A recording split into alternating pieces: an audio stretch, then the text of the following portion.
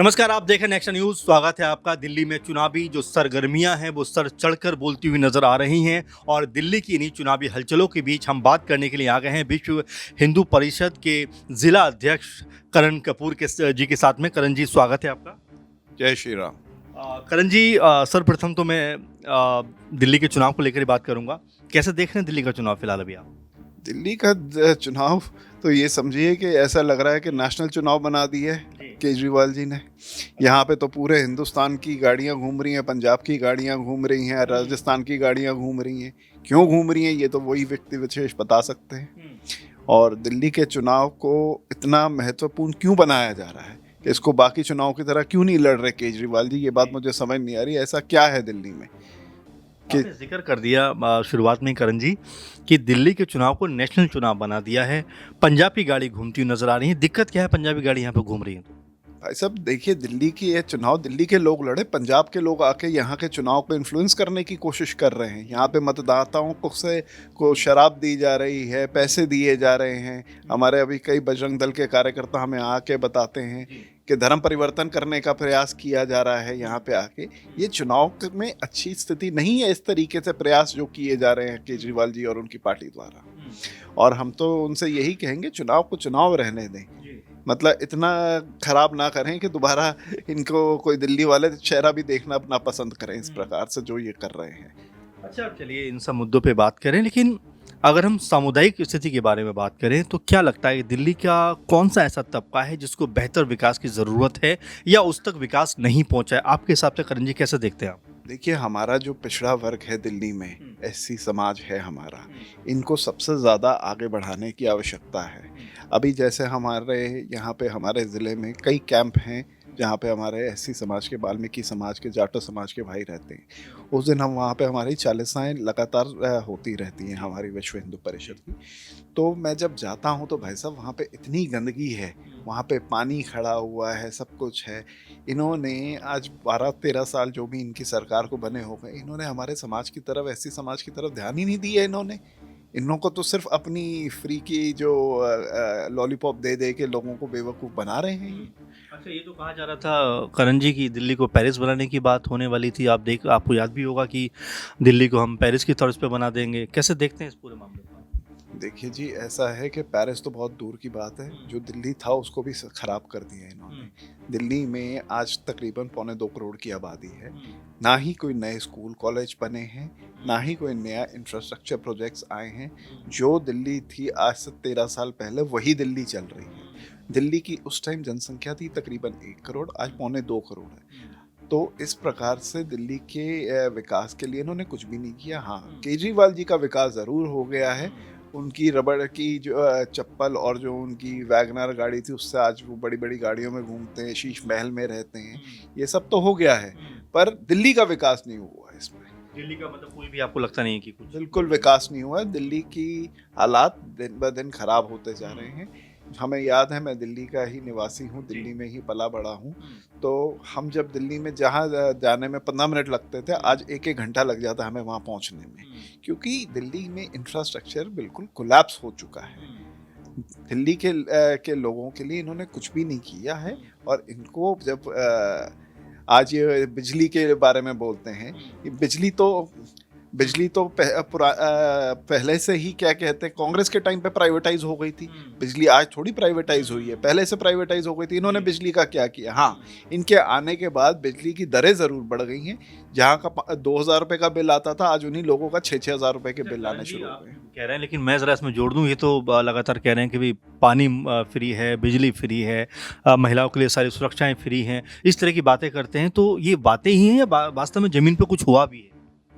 बस अब देखिए, ये बातें बहुत बड़ी-बड़ी करते हैं। अरविंद केजरीवाल जी झूठ बोलने में माहिर हैं। ये कुछ भी झूठा बोल सकते हैं, कुछ भी कर सकते हैं। ठीक है, दिल्ली में अगर कुछ बहनों के लिए सुविधाओं की ज़रूरत है तो उनको देनी चाहिए, इसमें कोई गलत नहीं है। और मेरे ख्याल से सिर्फ अरविंद केजरीवाल जी की पार्टी नहीं दे रही, और भी अन्य पार्टियां भी बहनों के बारे में सोच रही हैं, बिजली दे रही हैं, फ्री सब कुछ कर रहे हैं। कोई केजरीवाल जी अकेले थोड़ी दे रहे हैं दिल्ली वालों को। चलिए करण जी, आप ये बात कर रहे हैं, लेकिन ज़रा दिल्ली का के ऊपर हम और बात करते हैं। पानी को लेकर बड़ी चर्चा है। यमुना नदी में आप देख रहे हैं कि जहर मिलाया जा रहा है, लगातार ये खबरें सामने आ रही हैं, आप भी पढ़ रहे होंगे। कैसे देख रहे हैं कि क्या वास्तव में कहीं कोई दिक्कत है? क्योंकि लगातार आम आदमी पार्टी कह रही है कि बीजेपी साजिश कर रही है।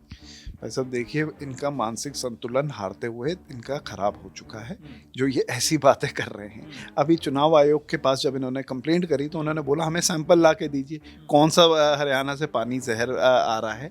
ये जब आदमी हार रहा होता है, जब उसको पता है उसकी हार निश्चित है, तो वो ऐसी ही बौखलाई हुई बातें करता है जो अभी केजरीवाल जी के और कर रहे हैं और उनकी पार्टी के बाकी अन्य लीडर कर रहे हैं। देखिए, वो कह रहे हैं कि हरियाणा में बीजेपी सरकार है, साजिश करना चाहती है, दिल्ली में आम आदमी पार्टी के खिलाफ इस तरह का माहौल बना रही है, क्योंकि पानी का मुद्दा 30% अमोनिया की बात कर रहे हैं, बढ़ा दिया गया है, जो जहरीला कहीं ना कहीं दिखाई पड़ता है आम आदमी पार्टी के लिए।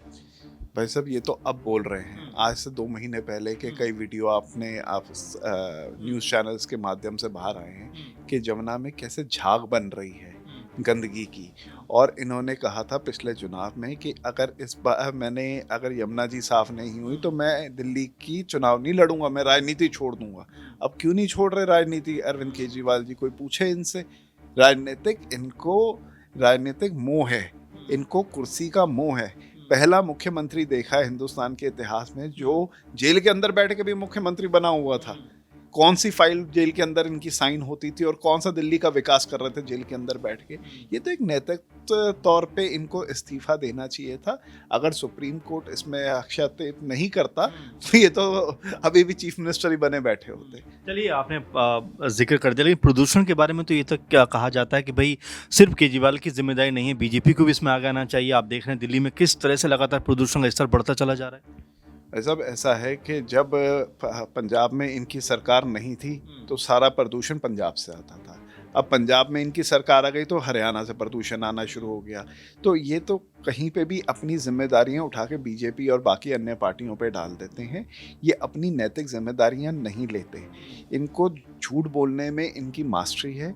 ये सिर्फ गलत लोगों को गुमराह करते हैं। आज दिल्ली में मैं थोड़ा सा, एक हमारे वैज्ञानिक हैं उनके साथ बैठे थे, तो मैंने उनसे पूछा भाई साहब ये प्रदूषण की तो इम्यूनिटी बन जाती होगी। तो उन्होंने मुझे बताया कि प्रदूषण एक ऐसी चीज़ है जिसकी कोई इम्यूनिटी नहीं बनती।